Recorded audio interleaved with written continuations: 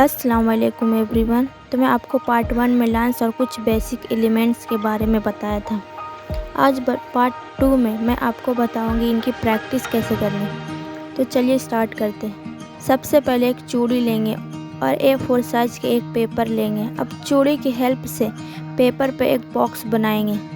अब आप चाहे तो बॉक्स बनाने के लिए पेन या पेंसिल दोनों में से किसी का भी यूज कर सकते हैं।